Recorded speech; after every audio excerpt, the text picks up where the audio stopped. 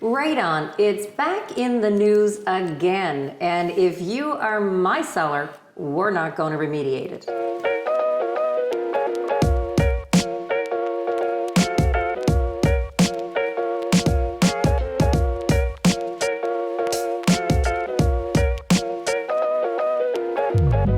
So John, what are you telling your buyers or your sellers you're going in? Because Radon was really big back when you and I, like we were partners. Yeah. And Radon was really big back in 2011, 2012.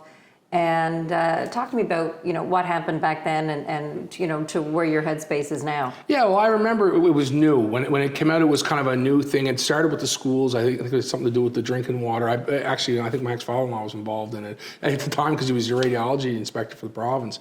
But so it kind of came to our knowledge then, and we weren't, as realtors, really instructed to know what to do with it. And then it became, it came out to be more remediation. And then we had a course a few years ago, bringing everybody up to speed on how we should advise our clients and stuff like that, because it is an issue and it can be serious in some cases. But then if you have a house that's 40 years old, it's less serious. So for me, I am not a professional radon remediation person, and I do what should be done is refer them to the provincial website, to the radon map, and then we make a decision based on that. Like get the information they need, because everybody has a different understanding of what's important to them. Mm-hmm. And it's even though there are higher levels in an area, it depends how you're using your basement as well, right? If you're not living down there, it's less of a concern, is what I'm understanding, than if you're not. Yeah, I found it seems like every part from radon being in the news now, but it seemed like almost every year there was another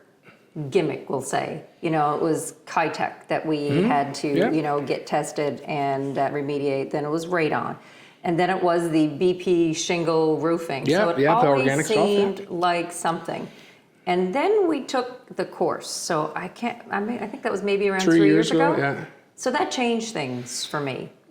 And you and I talked off camera before we started, and that the 3-day testing that you are doing when you go to buy a house, that if I'm the listing agent, we're not fixing it. Mm-hmm. So, because you need more than a 3-day test. Absolutely, and like it's something for a buyer to test if they have 3 days. But the challenge is, and as we know, like it depends on the weather. Like if it's raining, that remediation test could test really high, and if it's been really, really dry, it's going to test low. You need a bigger window. You need to get the proper test. I think, like based on what I understand from the Lung Association, and you leave that for the required amount of time, which is more like 30 days. Then you know what your ups and downs are, and if you actually have a problem that you need to remediate, right? Because a 3-day test after 3 days of rain, the homeowner may not even have an issue and it could spike, right? Yeah. So it's not really fair. And it's hard to negotiate when the market has been the way it's been for us for the last, 3 years. You're afraid to put any conditions in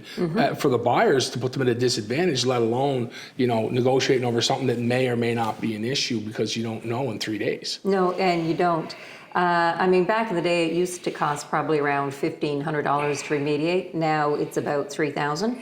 But you did bring up one thing, and that's to look at the provincial map. Mm-hmm. So you and I know that in Beachville, Lakeside, Timberley, you're going to have maybe 1,000 barquils. Like it's going to be high, more so than the average 200. In pockets of Dartmouth, it's going to be much lower because there's a lot of clay. Mm-hmm. And have a look at the map. But I don't think that the onus should be on a seller of a 3-day testing. Yeah. I would tend to agree. People will negotiate anything. It's just a matter of the two parties on how they're going to come to look at something. But yeah, it depends on the realtors that advise them as well, right? Yep, I hear you. There's always something. Yeah, and it does full circles. Yeah. Well, thanks for coming out today, and John. Thanks for having me. I totally appreciate your time. Yeah, thanks, Andrew.